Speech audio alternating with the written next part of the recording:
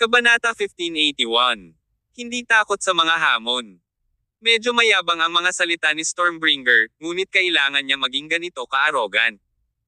Nang ideklara ng Caesar Mercenary Corps na hindi sila kukuha ng pera, ang kanilang desisyon ay naglagay kay Gamma at sa iba pa sa isang mahirap na posisyon. Kahit si Vixen ay medyo nabigla. Sa pagtingin sa reaksyon ng karamihan, natawa si Stormbringer. Ito ang paraan kung paano nagagawa ng ating Caesar Mercenary Corps ang mga bagay-bagay. Naninindigan kami sa aming mga salita. Gayunpaman, kung magpapatuloy kayong lahat sa mga komisyon, ito ay isang kawalang galang sa akin, Stormbringer, sa aking grupo, at maging sa Regal Palace. Si Gamma at ang iba pa ay hindi nang ahas na magsalita ng higit pa ng ilarawan ng lalaking iyon ang bagay na iyon sa pamamagitan ng napakalakas na mga salita. Sa kalaunan, kinuha ni Gamma ang isang bote ng imported na alak mula sa kabinet ng alak at isubo ito sa isang lagok. Pagkatapos nito, sinabi niya, Mr. Stormbringer, ang aming paglalakbay sa Viridian City ay nangangailangan na dumaan kami sa 5 malalaking lungsod. May mga lokal na armadong grupo na nakatalaga sa bawat isa sa mga lungsod na ito. Alam nila na ako ay makikipagkita sa mga opisyal sa Viridian. So, lahat ng klase ng stunts ay gagawin nila para pigilan tayo sa kalagitnaan. Tinapik ni Stormbringer ang kanyang dibdib na may kumpiyansa na kumbansihin siya, huwag kang mag-alala. Punong Gamma, sa pag-escort sa iyo at sa iyong grupo, ipapadala ka namin ng ligtas sa Viridian. Pagdating ng panahon, basta't ilagay ko ang mga watawat ng Caesar Mercenary Corps at Regal Palacio sa kotse, naniniwala akong walang maglalakas loob na lumapit at pigilan tayo. Iyon ay isang malakas na pakiramdam ng pagtitiwala mula sa Caesar Mercenary Corps. Nang ang impluwensya ng isang organisasyon ay lumago sa isang partikular na larangan, natural na mayroon silang kabisera upang malayang gumala sa mundong ito ng walang takot. Sa gabi na iyon, kumalat na parang apoy sa maraming lungsod sa bansa ang balita ng Gamma Group na nag-imbite sa Caesar Mercenary Corps na i-escort sila. Ngunit, sa kasamaang palad, ang balitang iyon ay kapareho ng kaguluhang ito, na nag-iwan sa maraming lokal na armadong grupo sa desperasyon. Kinabukasan, si Gamma ay sinamahan ng Caesar Mercenary Corps sa Viridian.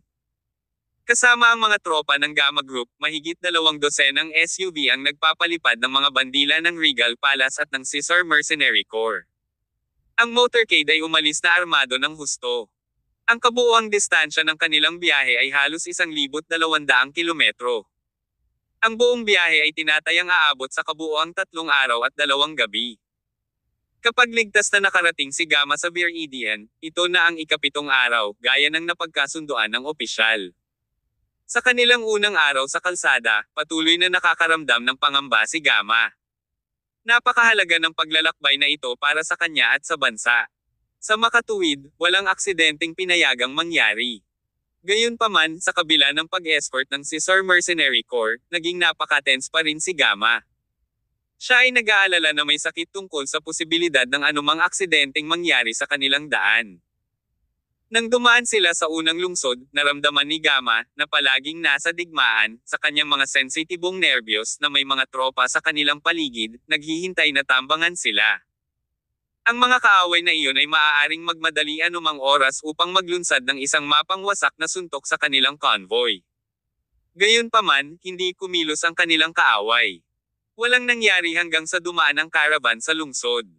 Sa loob ng sasakyan, sinabi ni Vixen, Chief, chill ka lang. Walang mangyayaring masama kung i-escort tayo ng Caesar Mercenary Corps. Sa simula, si Vixen ay natatakot din sa kaibuturan. Nang maglaon, nakita niya ang mga nakapaligid na armadong sundalo na automatikong umiiwas sa kanila nang makita ang bandila ng Mercenary Corps. Sa bandang huli, nakapag-ayos na rin siya pagkatapos nilang madaanan ang unang lungsod. Kasunod nito, dumaan ang convoy sa pangalawang lungsod, ang ikatlong lungsod. Naging maayos ang lahat. Hindi naganap ang sitwasyong pinakakinabahala ni Gamma. Tila ang mga armadong tropang iyon sa loob ng lungsod ay talagang tinakot sa reputasyon ng Caesar Mercenary Corps at Regal Palace. Kaya kahit alam nilang papunta si Gamma sa Viridian, wala ni isa sa kanila ang nang-ahas na lumapit para pigilan sila. Sa tanghali ng ikatlong araw, ang caravan ay dumaan sa ika-4 na lungsod. Susunod, kailangan lang nilang dumaan sa teritoryong pinamamahalaan ng Cohen Group sa huling lungsod bago opisyal na pumasok sa zonang kontrolado ng mga opisyal. Pagkatapos, ayon sa kanilang pagtatantya, dapat nilang maabot ang lungsod sa hating gabi. Chief, isa pang 20 kilometro sa unahan ay ang teritoryo sa ilalim ng jurisdiction ng Cohen Group. Napaka-smooth ng kanilang paglalakbay sa ngayon, ngunit muling kinabahan si Vixen at ang iba pa nang malapit na sila sa teritoryo ng Cohen Group. Ang Cohen Group ay ang pinakamalaking kaaway ng Gamma Group. Kasabay nito, nagkatao ang grupo rin ang pinakamakapangyarihang grupo na may kakayahang lumaban para sa dominasyon ng bansa kasama ang Gamma Group. Sa nakaraang digmaan, ang Gamma Group ay may kakayahang sugpuin ang Cohen Group. Nagdulot ito ng kasunduan sa Gamma Group sa mga opisyal. Sa pagkakataong ito, may mataas na pagkakataon para kay Cohen na pigilan sila sa lahat ng bagay nang maglakbay si Gamma sa Vir Eden upang makipagkita sa mga opisyal. Iniutos ni Gamma, ipaalam kay Mr. Stormbringer at sa iba pa na maging mas maingat. Pagkatapos nito, malamang na pumasok tayo sa pinakadelikadong rehiyon ng paglalakbay na ito. Kaagad, kinuha ni Vixen ang kanyang walkie-talkie at ipinaliwanag ang sitwasyon kay Stormbringer. Gayunpaman, si Stormbringer ay tila napaka-relax sa kabila ng babala. Sagot niya, Vixen, ask your chief to relax. Walang magiging problema sa pag-escort namin sa grupo nyo. I don't think that Cohen Group will dare to make any move against our team. Kahit maglakas loob silang magpakita, naniniwala ang ating Caesar Mercenary Corps na madaling talunin sila. Ang dahilan kung bakit ipinakita ni Stormbringer ang gayong pagtitiwala ay hindi lamang dahil sa internasyonal na katanyagan ng Caesar Mercenary Corps at Regal Palace. Sa katunayan, ang mga mercenaryong ito ay nagtataglay din ng hindi kapani-paniwalang lakas. Kaya, hindi sila natatakot sa anumang hamon. Kasabay nito, sa isang lugar sa loob ng lungsod sa unahan ng caravan. Ang lungsod ay kapareho ng ibang mga lungsod sa bansang ito. Ito ay nasa ilalim ng rehimen ng Cohen Group, kung saan ito ay isang walang pag-asa na gulo. Ang mga lansangan ay puno ng mga refugee. Baka sa kanilang mga mukha ang takot at pamamanhid. Maya't maya ay maririnig ang tunog ng mga bala sa di kalayuan. Paminsan-minsan, may sasakyang militar na dumaraan sa mga abandonadong lansangan. May nagtatapon ng ilang tinapay o isang bote o 2 mineral na tubig mula sa sasakyan. Ang isang malaking bilang ng mga refugee na hubad ang dibdib ay mag-aagawan at makipaglaban para sa pagkain. Kadalasan, ang isang malaking away ay sumiklab sa isang bote ng tubig o isang tinapay. Ang ganitong away ay naging sanhi pa ng isang taong nawala ng buhay. Ituturing ng mga sundalo sa loob ng sasakyan ang eksena bilang libangan. Ngunit sa kasamaang palad, kapag ang isang bansa ay matagal nang nakikipagdigma, unti-unting mawawala ng katauhan ang mga tao. Sa oras na ito, sa silangang rehiyon ng lungsod ay isang napakalaking armadong base. Dito matatagpuan ang base camp ng Cohen Group. Sa oras na ito, isang SUV ang nagmaneho hanggang sa pasukan ng base camp. Sumigaw ang isang tao sa loob ng sasakyan sa mga sundalong nagbabantay sa pinto, "Bilasan mo. Buksan mo ang pinto. May mga kagyat tayong bagay na dapat iulat sa hepe." Chop chop. Matapos makumpirma ng mga sundalong nagbabantay sa pinto ang pagkakakilanlan ng driver, agad nilang itinabi ang bakal na bakod sa harap ng gate.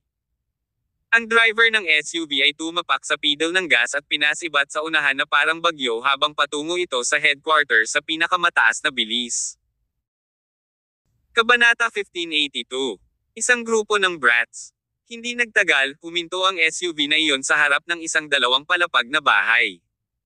Binabantayan ng mga armadong sundalo ang gusaling iyon.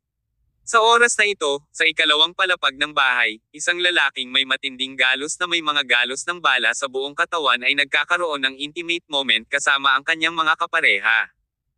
Gayunpaman, nang may marinig siyang papalapit sa silid sa labas, hindi siya tumigil bagkos ay nagpatuloy siya sa pagpapakasawa sa kanilang paboritong laro. "Chief, muntik nang makapasok sa teritoryo natin si Gamma." Hindi pa tapos ang laro nila, ngunit biglang umupo si Cohen mula sa kama. Ang kanyang ekspresyon ay tila seryoso habang nagtatanong, "Ilan pa ba?" 20 kilometro ang layo, makakarating sila sa loob ng 1 oras o higit pa. Sumagot ang lalaki, Hepe, kung matagumpay na nakipagpulong si Gama sa mga opisyal, ang sitwasyon ay magiging lubhang hindi pabor sa atin. Itutuloy ba natin ang ating paunang plano para tambangan si Gama? Ito ang ating pinakamagandang pagkakataon. Huminga ng malalim si Cohen at malamig na sumagot.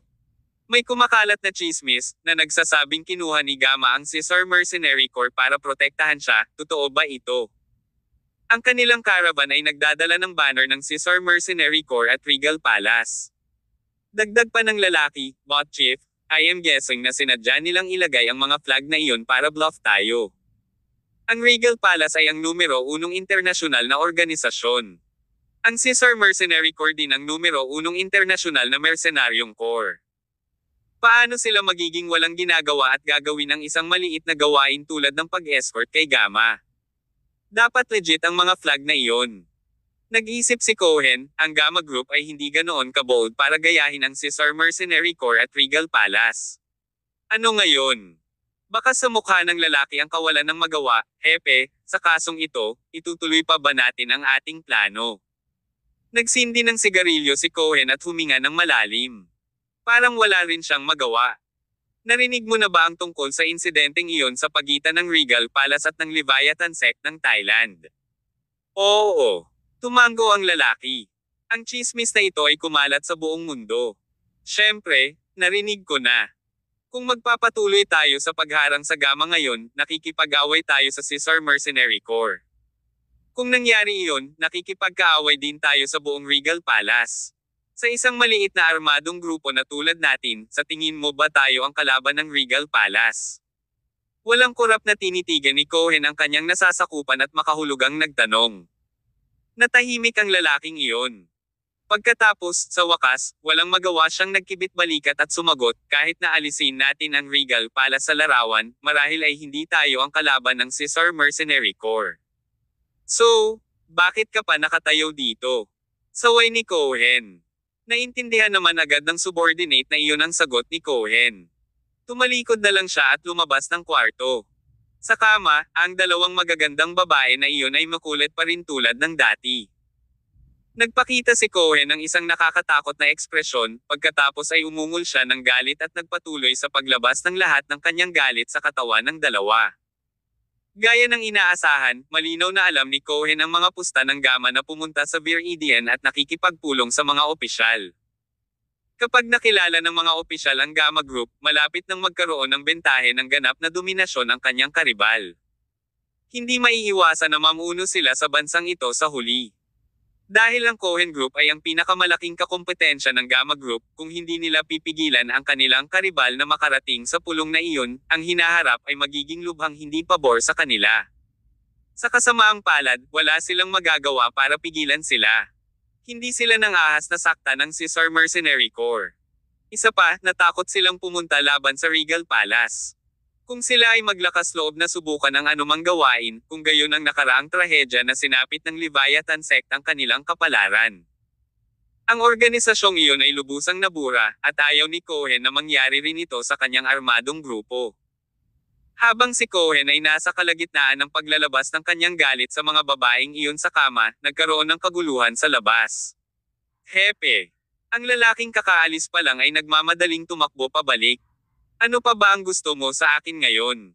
Nasa gitna ng pananibik si Cohen. Nang muli siyang istorbohin ng kanyang alipors ay halatang halata na ang sama ng loob niya. May isang grupo ng mga tao na kakabark pa lang mula sa labas. Sabi nila matutulungan nila tayo. Sino sila? Tanong ni Cohen habang umayos ng upo mula sa kama. Sumagot ang alipors, hindi ako sigurado, ngunit medyo bata pa sila. Ang pinakamatanda ay nasa maagang 20s, at tinawag niya ang kanyang sarili na Blonde Jack. Blonde Jack?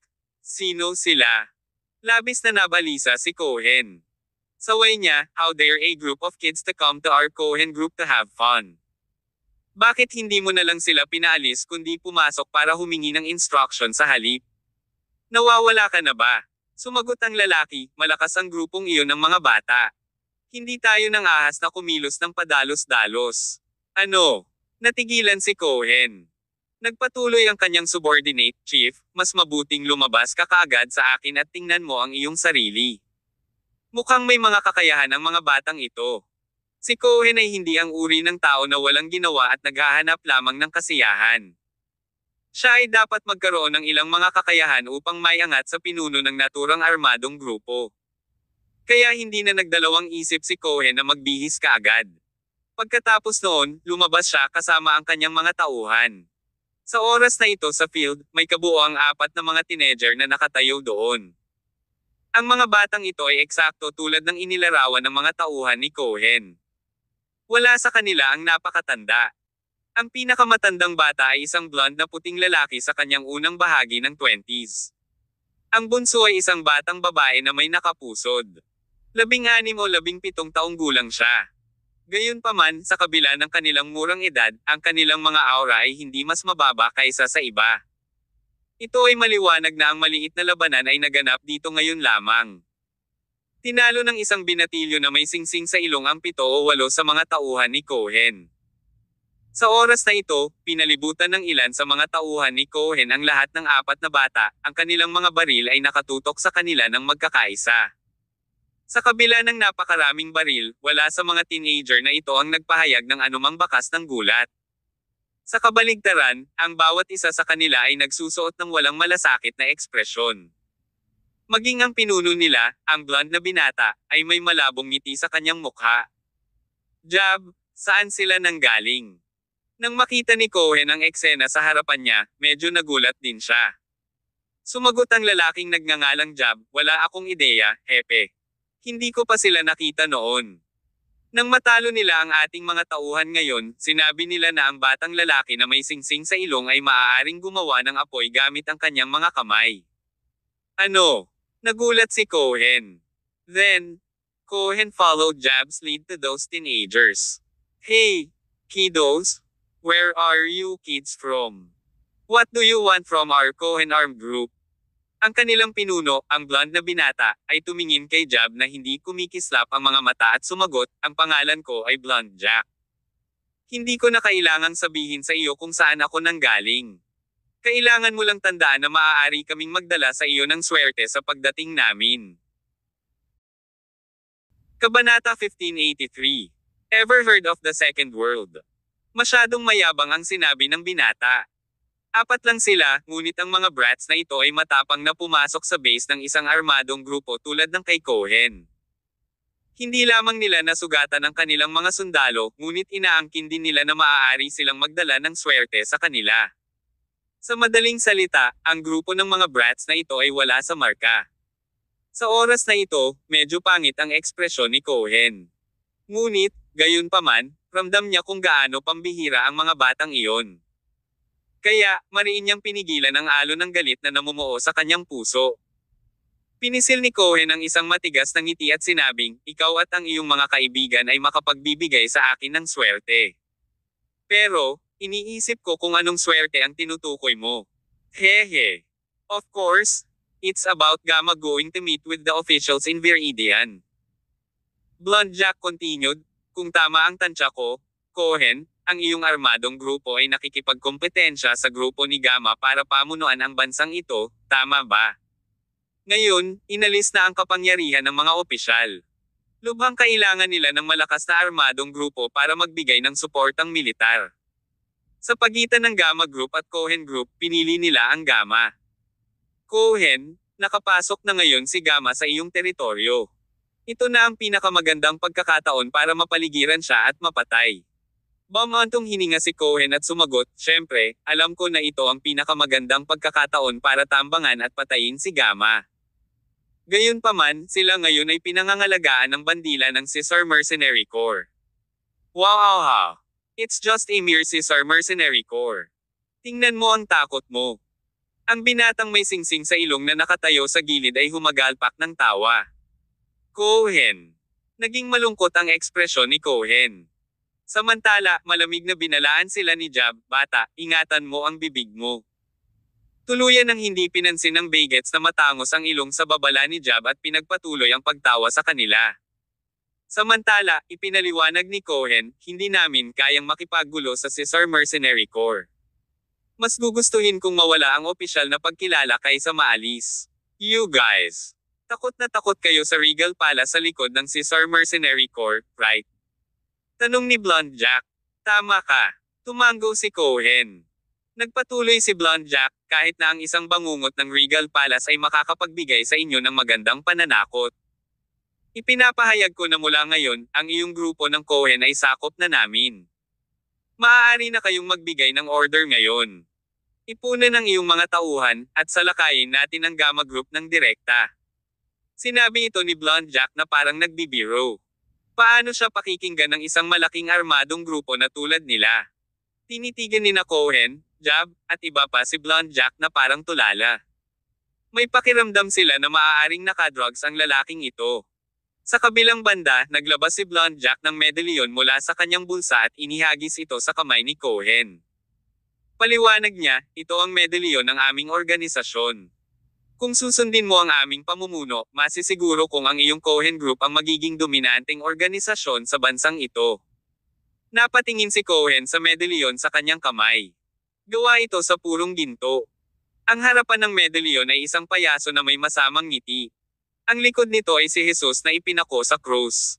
Ito ay isang kakaibang medalyon, gaano man niya ito tingnan. Hindi pa nakarinig si Cohen ng ganoong organisasyon. So, tinanong niya, anong klaseng organisasyon ka galing? Naku, hindi masyadong sikat ang samahan namin sa international arena ngayon, pero soon, malalaman na tayo ng lahat, sagot ni Blonde Jack. Sumimangot si Cohen, at naging husky ang tono niya, I see. Masyado kang reckless. Wawaha. Biglang tumawa ng malakas si Blonde Jack. Pagkatapos, lumapit siya kay Cohen at itinaas ang kanyang kwelyo. Kasunod nito, inilapit niya ang bibig sa kanyang tainga at pamulong, mukhang hindi ka makumbinsi ng aming organisasyon na kami ang magiging matibay mong backbone sa ngayon. Kung ganoon, narinig mo na ba ang Second World? The Second World. Sa apat na salita na iyon ay biglang nakaramdam si Cohen ng isang tusok na sensasyon sa kanyang anit. Saan ka ba nanggaling? Lalong naging kakaiba ang tawa ni Blonde Jack. Mamulong siya ng ilang salita sa tenga ni Cohen. Matapos siyang pakinggan ay biglang nagbago ang ekspresyon ni Cohen nang muling tumingin kay Blonde Jack. Sa simula, ang saloobin ni Cohen sa grupo ni Blonde Jack ay medyo nakakahiya. Ngayon, ang hindi niya gusto sa grupong ito ay nauwi sa paggalang. Bukod dito, mayroong isang implikasyon ng hindi kapani-paniwalang takot na nahayag sa kanyang ekspresyon. Panginoon ko, pasok ka sa loob. Naging ganap na iba ang ugali ni Cohen habang nagmamadaling sinabi kay Blonde Jack. Panginoon ko. Nang marinig ni Jab at ng iba pang katabi niya ang kanilang pinuno na nakikipag-usap kay Blonde Jack at sa kanyang mga kasamahan sa ganoong paraan, tila sila ay nalilito at nagdududa. Gayunpaman, nang makita nilang napakagalang ng kanilang pinuno sa mga taong ito, hindi sila nang ahas na magsalita ng anuman. Magalang na inimbitahan ni Cohen ang grupo sa dalawang palapag na gusali. Pagkaraan ng ilang minuto, lahat ng uri ng alak at delicacy ay inihain. Samantala, ipinadala ang ilang magagandang babae para maglingkod sa grupo. Panginoon, totoo ba na handa kang suportahan ang Cohen Group upang harapin ang Gamma Group? Nag-toast si Cohen kay Blonde Jack at sa kanyang mga kasamahan habang medyo maingat na nagtanong. Nakangiting sagot ni Blonde Jack, hindi ako interesado sa usaping armed conflict ng iyong bansa. Ngunit, dahil nakialam ang mga taga-Regal Palace sa bagay na ito, dapat tayong makialam at alagaan ito ng maayos. Ang totoo, nakikipag-ugnayan tayo sa Regal Palace. Ngunit, sabi nga, ang kaaway ng aking kaaway ay kaibigan ko, para maituring tayong magkaibigan. Agad na napuno ng pananabik ang mga mata ni Cohen. Kung gayon, para sa laban na ito, kailangan naming umasa sa iyo aking Panginoon. Ngumiti si Blonde Jack at ininom ang baso ng alak sa kanyang kamay. Tumawa siya. Ano pa ang hinihintay mo? Ang Gammas Group ay pumasok sa iyong teritoryo. Bakit hindi ka agad pumunta at maghanda para sa labanan? Oo, aking Panginoon. Pasado 4:00 na ng hapon. Ang bansang ito ay matatagpuan sa gilid ng disyerto, na may ilang mga sandstorm na umaagos sa lungsod sa buong taon. Matapos makaranas ng malawak na pinsala ang lungsod kamakailan, sa tuwing may dumaan na sandstorm, ang lungsod ay matatakpan ng dilaw na buhangin. Ang araw sa langit ay napakainit. Kapag ito ay kumikinang ng maliwanag sa lupa, na nagiging mainit ang buhangin sa lupa. Ang Caesar Mercenary Corps at ang convoy ni Gamma ay naglakbay sa highway. Ang mga gulong ay nag-iwan ng dalawang hanay ng malalalim na daan sa lupa kung saan man dumaan ang mga sasakyan. Makikita ang mga kulot na refugee sa magkabilang gilid ng kalsada. Paminsan-minsan, natatanaw pa nila ang mga bangkay at kalansay sa tabi ng kalsada. Nakaupo si Gamma sa loob ng sasakyan habang nakatingin sa mga taong pinahirapan ng digmaan sa labas. Natarante siya sa kaibuturan. Kaya naman, hiniling niya kay Vixen at sa iba pa na kunin ang higit sa kalahati ng pagkain at tubig na dinala nila at ipamahagi ito sa mga refugee sa magkabilang gilid ng mga kalsada. Nagsimulang ipaglaban ng mga refugee na iyon ang mga pagkaing iyon. Ang kanilang mga guwang na mata ay parang sa mga gutom na hayop.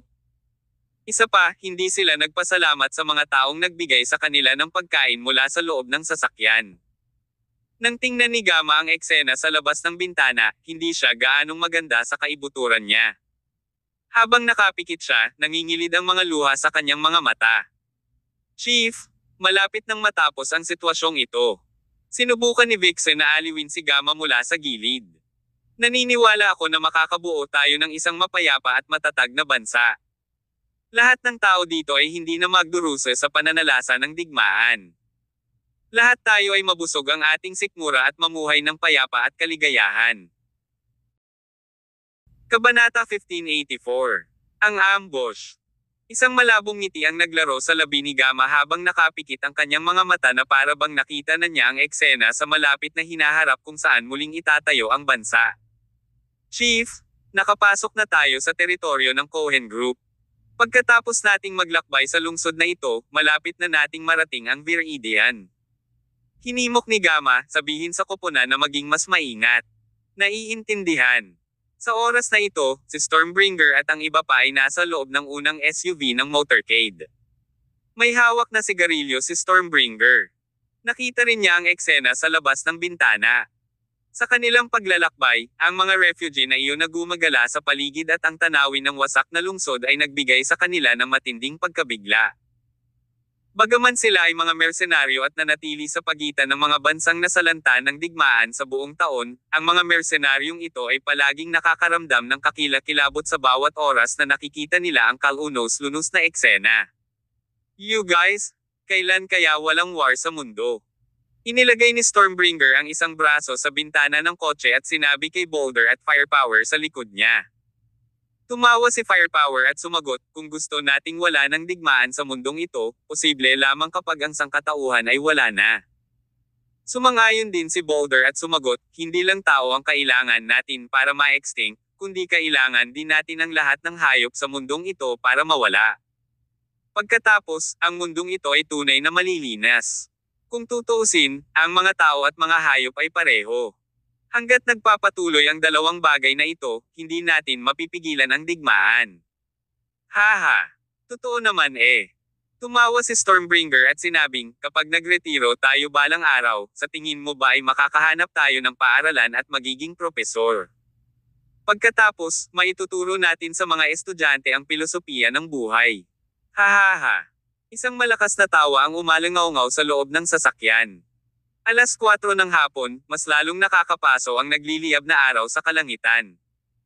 Bagamat sila ay nasa sasakyan, ramdam nila ang matinding pag-aapoy. Binuksan ang aircon sa sasakyan, ngunit hindi ito lumalamig.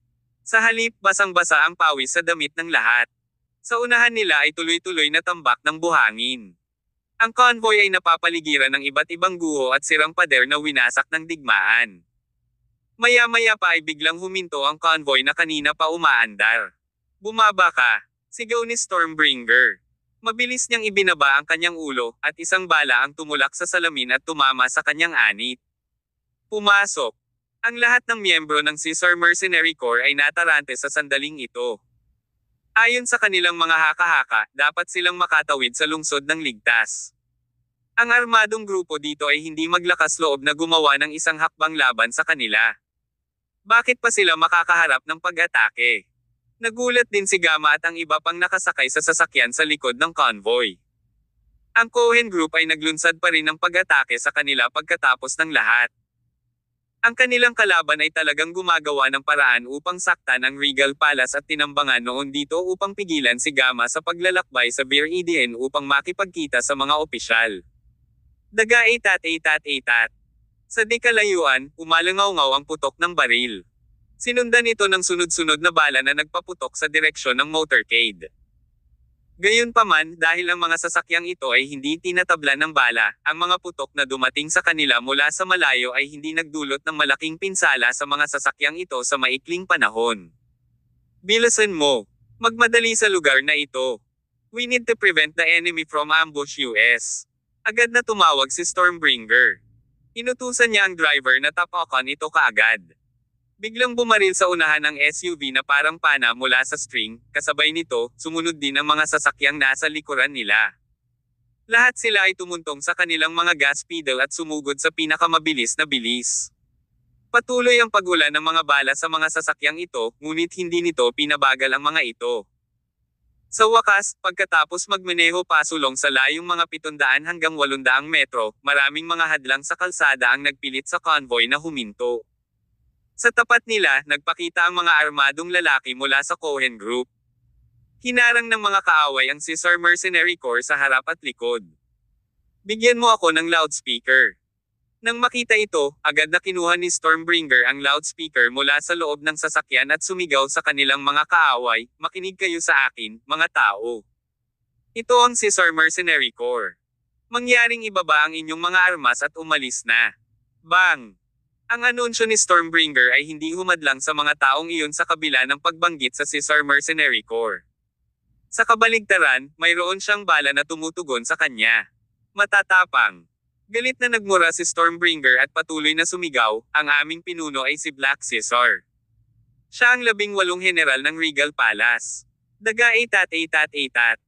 Ang tunog ng patuloy na putok ng baril ay umalangaw-ngaw.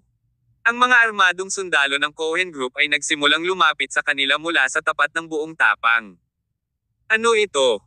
Nang makitang hindi nagbibigay ng balita ang kanilang kalaban tungkol sa Regal Palace at sa Caesar Mercenary Corps, itinapon ni Stormbringer ang loudspeaker sa kanyang kamay. Pagkatapos, kinuha niya ang kanyang sandata sa gilid at nagpakawala ng mahinang dagandong, "Puksain sila." Sabay-sabay na bumukas ang lahat ng pinto ng sasakyan, at nagsimula ang isang matinding labanan ng baril. Bilang pinakamakapangyarihang mercenaryong grupo sa internasyonal na mercenaryong arena, napakalakas ng Caesar Mercenary Corps sa armas at solong labanan. Ang mga taong tulad ng Stormbringer at Boulder ay transcendent na manlalaban. Sa oras na ito, bagamat daan-daang kumpleto ang armadong sundalo ang ipinadala ng kanilang kaaway, hindi sila nawala ng kalmado dahil dito. Boulder, kailangan kong pamunuan mo ang isang team para protektahan si Gamma. Pagkatapos, Firepower, pangunahan mo ang iba na lumaban sa akin. Roger yan. Matapos ang isang simpleng utos, agad na hinati ng Caesar Mercenary Corps ang kanilang mga sarili sa dalawang grupo. Pinangunahan ni Boulder ang isang koponan patungo sa Gamma.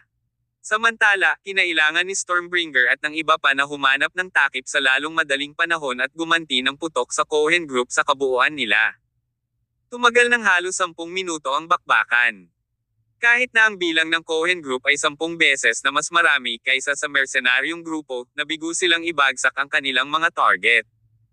Bukod dito, ang mga kakayahan ng lokal na armadong grupo ay mas mababa kung ihahambing sa mga nangungunang internasyonal na mercenaryong grupo. Sa isang lugar na 300 metro ang layo mula sa tapat, hawak ni Cohen ang isang teleskopyo sa kanyang kamay upang obserbahan ang sitwasyon. Medyo nabahala siya nang makitang hindi kayang ibagsak ng kanyang lalaki ang Caesar Mercenary Corps. Ngunit, sa kabaligtaran, ang bilang ng kanilang mga nasawi ay patuloy na tumataas. "Chief, nagkamali ba tayo ng desisyon?" Same time na nagsuri si Jab. "Hindi tayo ang kalaban ng Caesar Mercenary Corps. Kaya marami sa atin ang naging live target nila. Kung magpapatuloy ang sitwasyon, kahit na matagumpay nating makuha ang Caesar Mercenary Corps, mawawalan tayo ng kahit 70% ng atin. Then, magiging walang kabuluhan kahit napatayin natin si Gamma." Na-stress din si Cohen. Kung hindi nila ito nakita ng own eyes nila, hindi nila akalain na magiging ganito kalakas ang Caesar Mercenary Corps. "Bakit kayo nagpapanik? Maya-maya lang, casual na lumapit sa kanila si Blonde Jack. Ang karaniwang edad ng kanyang grupo ay hindi hihigit sa 20 taong gulang. Gayunpaman, ang kanilang psikolohikal na kapanahunan ay napakataas na ito ay umabot sa isang kakilakilabot na antas. Ito ay isang larangan ng digmaan, ngunit nagpakita ng katahimikan na higit sa mga ordinaryong tao. Para bang tinatrato nila ang war zone bilang kanilang likod bahay. Kabanata 1585. Pagbomba gamit ang drone. Nang makitang papunta sa direksyon nila si Blonde Jack at ang kanyang mga kasamahan, sinalubong sila ni Cohen at ng iba pa. Ang boses ni Cohen ay napuno ng kawalan ng kakayahan, "Panginoon ko, hindi namin sila maibaba. Kung hindi ito magagawa ng mga thermal weapon, hilingin sa iyong mga tao na ilabas sila gamit ang malamig na mga armas. Pagkatapos, maaari tayong makipagkamay sa kanila," sagot ni Blonde Jack. Hand-to-hand combat. Ang ekspresyon ni Cohen ay nagbago ng husto. Ngunit ang kanilang mga armas ay mas advanced, at sila ay nilagyan ng isang mahusay na dami ng mga bala. Hindi sila lalaban sa pisikal na pakikipaglaban sa amin. Kahit na gawin nila, kailangan nating bigyan ng pagkakataong iyon. Gagawin ko kaagad ang pagkakataon para sa inyo. Sa sandaling sinabi iyon ng Blonde Jack, nakita ni Cohen ang isa pang binata sa tabi ni Blonde Jack na naglabas ng isang itim na malita. Nang buksan ito, napag-alaman na ang kaso ay naglalaman ng microcomputer. Mabilis na tinulak ng binata ang isang bagay sa microcomputer. Sa ilang segundo, 4 na maliliit na drone ang biglang lumipad mula sa likuran ng karamihan. Mga drone. Nang makita nila ang mga drone na iyon, nagulat si Cohen at ang kanyang grupo. Pinandilatan nila ang grupo ni Blonde Jack na hindi makapaniwala. Ang katayuan ng mga taong ito ay biglang tumaas sa isang bagong taas sa kanilang mga puso. Drone bomb iyan. Nang makita nila ang 4 na drone na lumilipad patungo sa kanila, naramdaman ni Stormbringer at ng iba pa ang kanilang mga anit na tumusok. What is this? Ito ay hindi eksaktong isang high-tech na digmaan sa pagitan ng mga bansa. Paano sila maglalabas ng mga sandata na parang drone bomb? Subconsciously, ginamit ni Stormbringer ang baril sa kanyang kamay para magpaputok ng mga drone. Gayunpaman, masyadong mabilis ang paggalaw ng mga drone na iyon. Hindi niya kayang tamaan ang mga ito. Maghiwa-hiwalay. Mabilis na maghiwa-hiwalay. Si Stormbringer at ang iba pa ay nagbigay ng malakas na dagandong. Pagkatapos, tumakas sila sa lugar sa pinakamabilis na bilis. Samantala, hinayla ni Boulder at ng iba pa si Gamma palabas ng kotse at nagbolted na galit na galit. Boom boom boom. 4 na drone ang tumama kay Stormbringer at sa kanyang convoy. Nang umalangaw-ngaw ang sunod-sunod na pagsabog, medyo nang inag ang buong mundo. Ang convoy at 60 o higit pang mga mersenaryo mula sa Caesar Mercenary Corps ay binubuo ng kabuoang mahigit 100 tao. Sa kasamaang palad, ang pagsabog na ito ay sumabog ng hindi bababa sa kalahati ng mga ito. Ang napakalaking pagsabog na iyon ay lumikha ng isang malaking salupa sa ilalim ng kanilang mga paa. Ang kalahati ng katawan ni Stormbringer ay natabunan ng buhangin. Ang kanyang likod ay isang madugong gulo. Maraming shrapnel ang nakatusok sa katawan niya. Maya-maya, gumapang siya palabas ng lupa na may mabangis na ekspresyon. Sa kasamaang palad, ang baril na hawak niya kanina ay wala na. Napapaligiran sila ng kanilang mga kasama na natulala sa mga pagsabog. Marami ang tila natakot at nataranta. Gamma. Nandyan pa ba si Gamma? Matapos ayusin ang sarili sa kanilang paligid, sinuri ni Stormbringer ang sitwasyon ni Gamma sa unang pagkakataon. Hindi siya pwedeng mamatay kasama ako. Hindi kalayuan ay dumating ang boses ni Boulder. Ang lalaki ay nababalot ng dugo, at ang kanyang kaliwang braso ay natangay. Pero walang bakas ng sakit sa mukha niya. Sa halip, ang lalaki ay nakatayo doon na parang isang mandirigmang bakal na nagpumilit na protektahan ang kanyang target. Protektahan si Gamma. Ang iba ay magmamadaling lumabas dito. Maraming mga kaaway ang dumating sa kanila mula sa lahat ng direksyon. Daing ni Stormbringer habang may hawak na sable. Hehe. Ngayon, pwede na kayong makipag-away. Tumingin si Blonde Jack sa Stormbringer at sa iba pa na nagkagulo dahil sa pambobomba. Ang smile sa kanyang mukha ay unti-unting naging kakilakilabot. Ang mga katabi niya ay naglabas ng lahat ng uri ng armas sa kanilang mga kamay.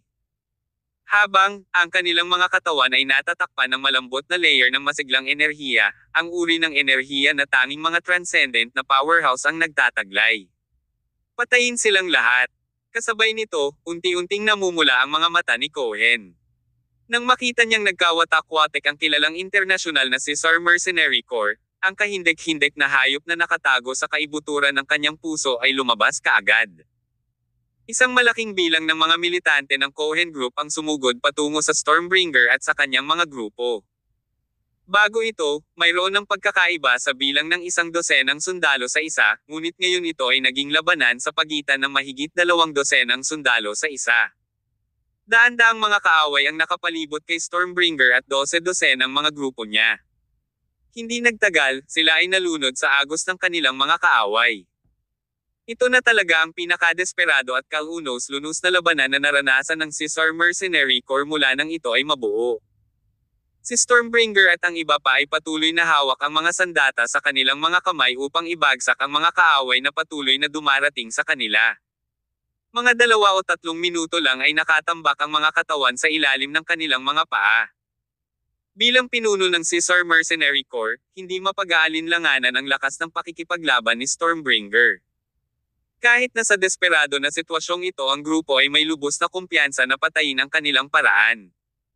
Ang Stormbringer, Boulder, at Firepower ay makapangyarihan at pambihirang manlalaban din. Ang bawat miyembro ng Caesar Mercenary Corps ay bininyagan ng apoy. Sila ay mga super warrior na gumapang palabas mula sa bundok ng mga bangkay. Hindi nagtagal, nagsimulang matakot ang mga militante ng Cohen Group na nakapaligid sa kanila. Bigla nilang naramdaman na hindi sila nakikipaglaban sa mga tao kundi mga mabangis na hayop. Ang ilang mga tao ay nagsimulang umatras. Kahit na ang Cohen Group ay 10 times na mas malaki sa mga numero kaysa sa kanilang kaaway, nabigo pa rin silang ibagsak ang mga ito.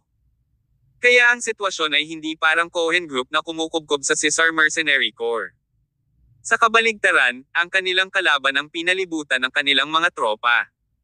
Parami ng parami ang nagsimulang matakot at patuloy na umatras. Kasabay nito, patuloy na nagmamadaling lumabas si Stormbringer at ang iba pa para patayin ang kanilang daan palabas na parang hindi sila mapapagod. Paano maaaring mapuko ng ilang random na basura ang Caesar Mercenary Corps? Napuno ng dugo si Stormbringer. Sa katunayan, nang ang labanan ay umaban sa yugtong ito, ang kapangyarihan sa loob ng kanyang katawan ay naubos ng husto. Gayunpaman, ang kanilang kaagresibuhan ay ganap na humadlang sa kaaway. Si Stormbringer at ang kanyang grupo ay nagsimulang maging mas kalmado sa kaibuturan.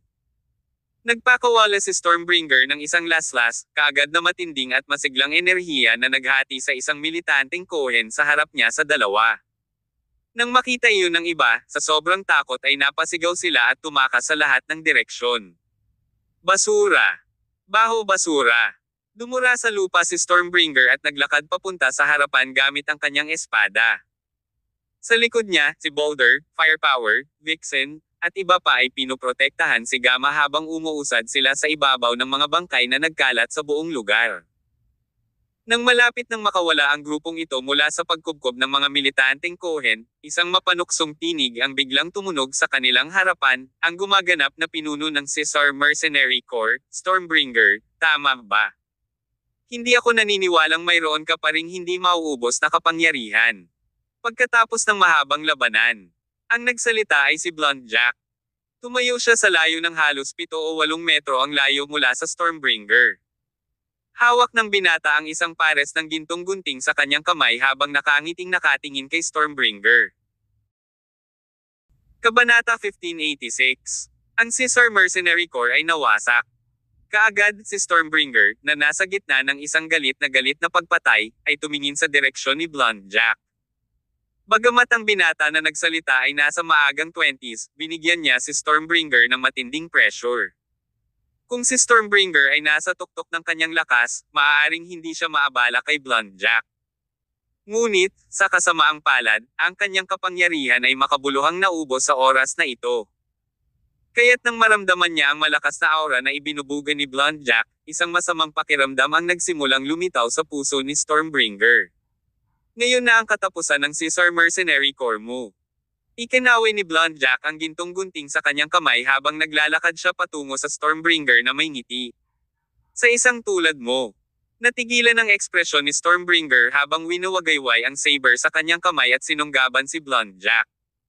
Binatukan niya ang binata. Gayunpaman, nagawang umiwas ng kanyang kalaban para makaiwas agad sa slash. Pagkatapos, sinaksak ni Blonde Jack ang tiyan ni Stormbringer gamit ang kanyang gintong gunting. Iniwasan ni Stormbringer ang pag-atake ni Blonde Jack gamit ang gunting gamit ang kanyang mabilis na reaksyon. Gayunpaman, hindi tumigil sa pag-atake ang binatang iyon. Sa isang kisap mata, ginamit ni Blonde Jack ang kanyang gunting at marahas na nilaslas si Stormbringer. Huminga ng malamig na hangin ang kanyang karibal at muling naiwasan ang pag-ataking iyon. Hindi nagtagal, ang dalawa ay nasangkot sa higit sa 10 round ng labanan. Wala sa mga iyon ang makapagpapabagsak sa kanilang karibal sa isang maikling panahon. Gayunpaman, habang lumalaban si Stormbringer, lalo siyang napagod. Pagkatapos ng lahat, siya ay dumaan sa ilang nakamamatay na labanan. Siya ay matinding pagod. Samantala, hindi napagod si Blonde Jack. Mas lumaban siya, mas madali.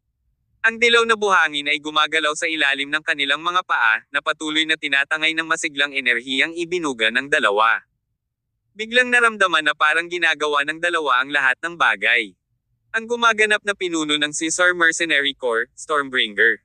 Maaari kang pumunta sa kamatayan ngayon.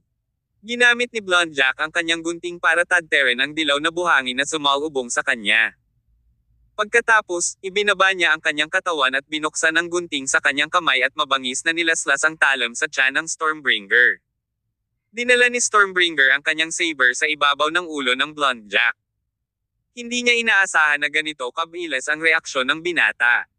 Hindi lang basta-basta niyang naiwasan ang kanyang slash, ngunit sinamantala rin ng kanyang kaaway ang oras na ito para bigyan siya ng isang nakamamatay na suntok. Si Blonde Jack ay gumawa ng isang daliri na sugat sa tiyan ni Stormbringer gamit ang kanyang gunting. Halos hiwain nito ang buong tiyan niya. Tumalsik ang dugo. Tumalsik ang mga bituka sa tiyan ni Stormbringer. Spurt. Isang subo ng dugo ang bumulwak sa bibig ni Stormbringer. Dilat na dilat ang kanyang mga mata. Nahulog sa lupa ang sable sa kanyang kamay, at tuluyang bumagsak ang lalaki sa lupa.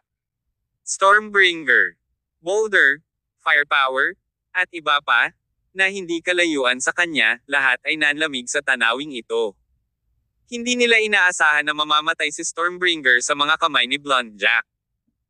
Ngunit, sa sandali ng kawalan ng ulirat, sinamantala ng makapangyarihang kaaway na si Boulder at ng iba pa na kinakaharap ang pagkakataon na palusot sila at seryosong nasugatan sila sa lugar. Ang balanse ng digmaan, na nagsimula sa simula, ay nasira sa sandaling ito. Sa una, ang Caesar Mercenary Corps ay umasa sa kanilang malakas na kalooban upang patuloy na patayin ang mga kaaway sa harap nila. Kahit na ang kanilang mga kaaway ay maraming beses na mas malaki kaysa sa kanilang bilang, maaari silang umasa sa kanilang kalooban upang magpatuloy sa maraming laban. Ngunit, kasabay ng pagkamatay ni Stormbringer, ang Caesar Mercenary Corps ay biglang dumanas ng matinding pinsala sa pag-iisip. Kasunod nito, ang Boulder at Firepower ay sunod-sunod ding namatay sa kamay ni Blonde Jack at ng kanyang mga kapantay. Ang Caesar Mercenary Corps na nag-aangkin ng kanilang sarili na walang talo ay biglang bumagsak ng ganito. Pagkatapos nito, ang pagtaas ng tubig sa larangan ng digmaan.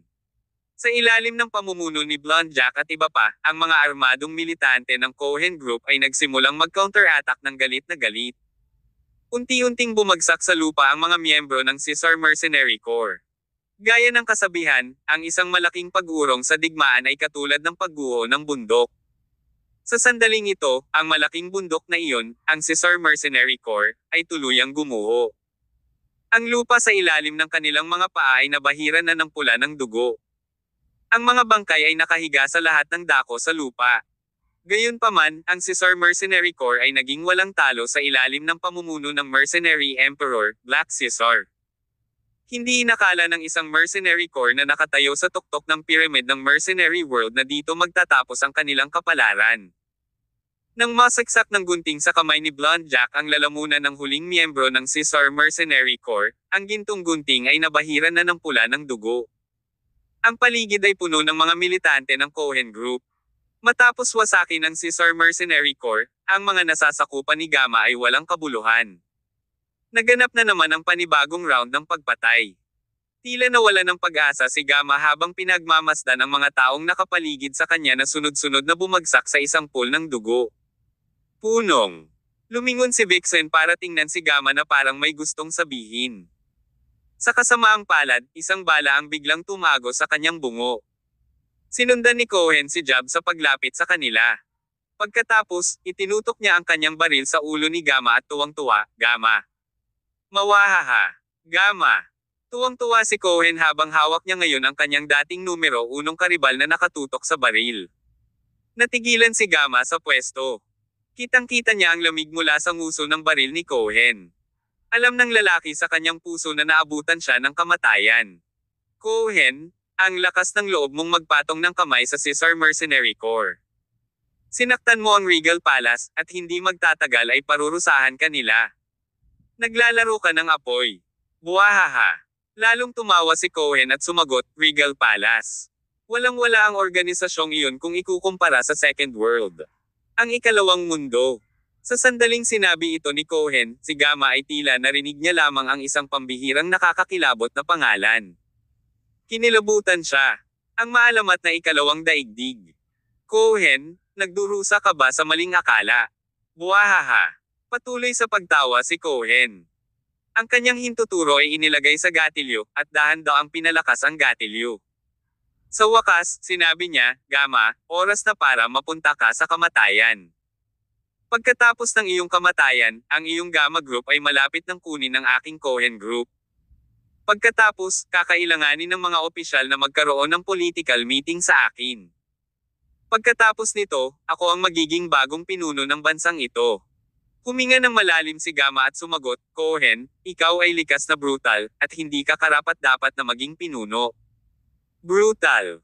Malungkot ang ekspresyon ni Cohen nang sabihin niyang, ito ay isang lupain na sumusunod sa batas ng gubat. Bakas ang kalungkutan sa mukha ni Gamma. Nakiusap siya, "Cohen, sana ay may pangako mo sa akin na muling itatayo ang bansa upang ang lahat ay mamuhay sa kapayapaan at kaligayahan. Ihulog mo ang iyong huwad na awa sa harap ko. Ako na ang makakatawag ng mga pagpuputok. It is not your turn to take charge. Gamma, my friend. I wish for your happiness." Bang! Isang putok ng baril ang tumunog. Hinailan ni Cohen ang gatilyo.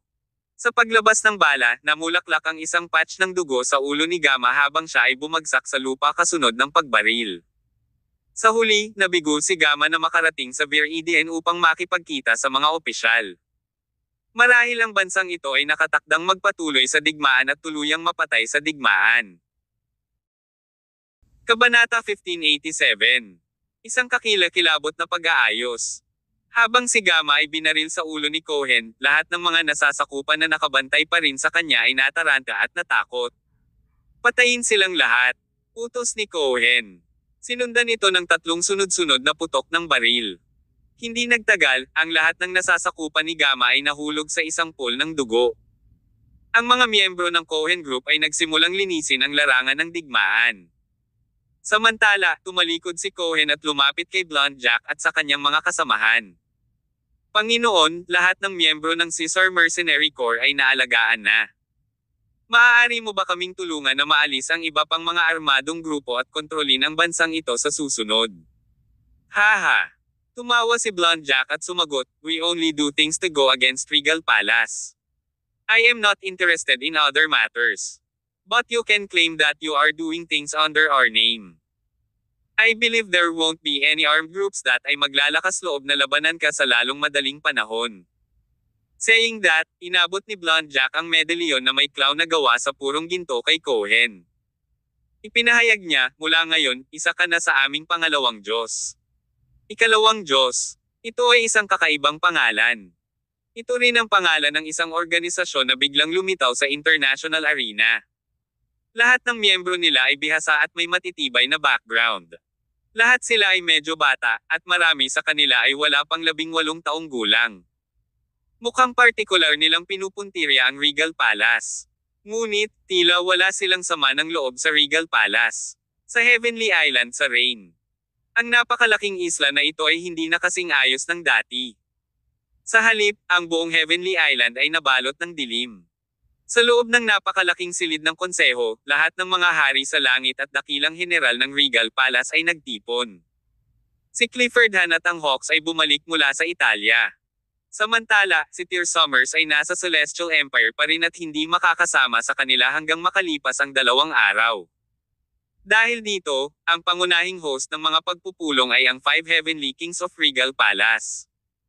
Eastern King, Clifford Han, Western King, Olympias White, Southern King, Juan Yates, Northern King, Jim Zabanskay, at Central King, White-Eyed Ivory Dragon. Ang upuan sa ibaba nila ay inookupahan ng isang grupo ng mga dakilang general, Drishit ng Nemesis, at iba pa. Nasunog ang barko ko. Lumagpas sa $100 million ang total loss ko. Si Jermaine Leonard ang unang nagsalita. Bilang dating Diyos ng pagsusugal na palaging nasa mataas na espiritu, ang taong ito ay palaging bukas ang isipan. Gayunpaman, ang insidente na nangyari sa kanyang barko ay walang alinlangan na nagpahid sa kanya sa maling paraan. Pagkatapos sunugin ang Lofen, inabisuhan ko ang lahat ng malalaking pamilya sa Verten at ikinulong ang buong lungsod. Sa huli, hindi ko nahuli ang batang iyon na nagngangalang Mr. I. Nakaka-hypnotize siya. Noong ginugulo niya ako sa barko, halos ma-hypnotize niya lahat ng nasa barko. Nang marinig ang sinabi ni Jermaine, nagkatinginan ang grupo ng mga general. Walang alinlangan na narinig nila ang tungkol sa hypnosis at nakakita ng maraming mga talento na maaari ring magpahipnotismo. Gayunpaman, ito ang kanilang unang pakikipagtagpo sa isang tao na maaaring magpa-hypnotize sa buong barko. Some of my businesses were also attacked recently. Kaya nawalan din ako ng malaking pera. Ako din. Para sa isang oras, ang lahat ng mga nangungunang brass ng Regal Palace ay chiming ang parehong tune. Kamakailan, ang organisasyon ay dumanas ng mga suntok mula sa lahat ng larangan. Bagamat hindi mayayanig ng mga hampas na ito ang pundasyon ng Regal Palace, ang mga paraan na ginamit ng mga kalaban ay lubhang kasuklam-suklam. Sa ibabaw ng upuan ng 5 Heavenly Kings ay isang lalaking nakasuot ng puti. Siya ay nasa 30s at tila maamo at may kultura. Naka-wheelchair si Jim. Gayunpaman, kahit na ang Regal Palace ay nahaharap sa isang hindi kilalang krisis, isinuot pa rin niya ang kanyang walang pakialam na ekspresyon. Old Zab, the boss is not here. Kayo na ang bahala sa lahat ng affairs ng Regal Palace. What do you think about this? Bago ibinaling ang tingin kay Jim, inilabas ni Clifford ang sigarilyo sa kanyang kamay at nagtanong. Hindi pangkaraniwan ang grupong ito ng mga tao. Bagamat nagmula sila sa Second World, ang pag-unlad ng ating Regal Palace nitong mga nakaraang taon ay nakaapekto sa interes ng ilang tao. Ang ikalawang mundo. Natigilan ang lahat. Kuya Zab, sigurado ka ba? Tanong ni Clifford. Hindi pa lubos na sigurado, ngunit ayon sa impormasyong natagpuan ng Chiropteris Shadow Department, maraming mga pahiwatig ang nakalagay. Kung hindi, wala talaga akong maisip na ibang pamilya o organisasyon sa internasyonal na arena na ito na maaaring magpadala ng napakaraming talento. Ang mga espesyal na kakayahan upang makitungo sa atin ay hindi masyadong matanda. Ano ba talaga ang gusto nila sa atin? Kumunat ang noo ni Juan. Itinuring ba nila ang aking Regal Palace bilang isang tool para sa kasiyahan? Sumagot si Jim, hindi natin maitatanggi ang posibilidad na ito sa bandang huli, ang bagay na ito ay magiging seryoso. Sa yugtong ito, kakaunti lang ang alam natin tungkol sa kanila, mahirap para sa atin na gumawa ng tumpak na pag-atake sa kanila.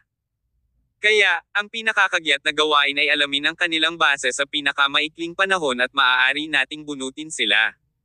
Sinabi ni Clifford, sinabi ng GPE na wala silang autoridad na suriin ang impormasyon ng mga taong ito. Kaya, maaari lamang tayong umasa sa sarili nating Shadow Department sa ngayon. Si Chiroptera, na nakasuot ng itim, ay tumayo mula sa kabilang panig at sinabing, bigyan mo ako ng 1 linggo. Pagkatapos, magagawa kong mahukay ng buo ang background ng grupong ito ng mga tao. Noon lang, malungkot na naglakad si Black Caesar mula sa entrance ng hall. Sila ay nilipol ang aking Caesar Mercenary Corps. Ano? Nagulat ang lahat ng naruroon. Maging si Jim, na nagawang manatiling kalmado, ay sumimangot din at nagtanong, ano ang nangyari? Sumagot si Black Caesar, kakatanggap ko lang ng balita. Nagmisyon ng Caesar Mercenary Corps na protektahan ang pinuno ng Gamma Group sa isang bansang napunit ng digmaan. Ngunit, sa kasamaang palad, sa gitna ng misyon, sila ay tinambangan ng isa pang armadong grupo at kalaunan ay nalipol sila. Paano ito posible? Hindi naniniwala ang karamihan sa mga taong naruroon na totoo ang balitang ito. Pagkatapos ng lahat, ang Caesar Mercenary Corps ay ang nangungunang internasyonal na mercenaryong grupo. Kaya paanong ang grupong iyon ay madaling sirain ng iba? Higit pa rito, habang ang reputasyon ng Caesar Mercenary Corps at Regal Palace ay mabilis na lumalago sa buong mundo sa mga araw na ito, kakaunti ang mga tao ang nangahas na sumalungat sa kanila. Kaya sinong armadong grupo ang maglalakas loob na tambangan ng Caesar Mercenary Corps? Black Caesar, sigurado ka bang hindi ka nagbibiro sa amin? Tanong ni Don Quixote habang nakatingin sa kanya nang hindi kumikislap ang mga mata. Nagbibiro. Napabuntong hininga si Black Caesar at nagpaliwanag, itinatag ko ang core na iyon. Lahat ng tao dito ay matalik kong kaibigan. Magbibiro ba ako tungkol sa mga ganoong bagay? Ang nag-ambush sa kanila ay isang armadong grupo na tinatawag na Cohen Group. Ang mga salarin sa likod ng lahat ay 4 na teenager na mas bata sa 20 taong gulang sa karaniwan. Nag-deploy sila ng drone para sa pambobomba sa labanang iyon. Kabanata 1588. Ang bomba sa Central Plaza. Nang sabihin ni Black Caesar ang mga salitang iyon, maraming malalaking peluka ng Regal Palace na naruroon sa silid ng konseho ang tumayo kaagad mula sa kanilang mga upuan. Drone bombing. Sigaw ni Don Quixote. Pagkatapos, sinabi niya, ito ang uri ng mga armas na ipinakalat lamang sa mga high-tech na digmaan sa pagitan ng mga bansa. Iyon ay labanan lamang ng mga mersenaryo at militante. Bakit kailangan nilang gumamit ng ganoong armas? Sobra na ito. Masyadong malayo ang mga taong ito. Bilang nangungunang brass ng Regal Palace, ang mga taong ito ay laging nakakagawa ng anumang gusto nila sa international arena. Kaya kailan pa sila nakatanggap ng ganoong suntok? Ang kanilang paglapit sa kaaway ay itinuring na lumampas sa ulo ng Regal Palace at nagtatapon sa kanilang ulo. Sino ang makakapagparaya sa insultong ito? Hanapin sila. Hanapin silang lahat. Sisiguraduhin kung mamamatay sila ng walang libingan. Lahat ay nagalit. Napuno ng hiyawan ang buong silid ng konseho. Biglang nagring ang phone ni Phantom Dragon. Matapos niyang tanggapin ang tawag na iyon, muling naging malungkot ang ekspresyon ng mukha niya. Sabi niya, Mr. Zabanskay and Miss White, may nangyari sa Chinatown. Parehong nagulat sina Jim Zabanskay at Olympias White, pagkatapos ay nagtanong sila, ano ito? Isang bomba ang itinanam sa Central Plaza na pinamamahalaan ninyong dalawa. Sinabi ng salarin na dapat na kayong dalawa ay makarating doon sa loob ng 1 oras kung hindi ay sasabog ang bomba.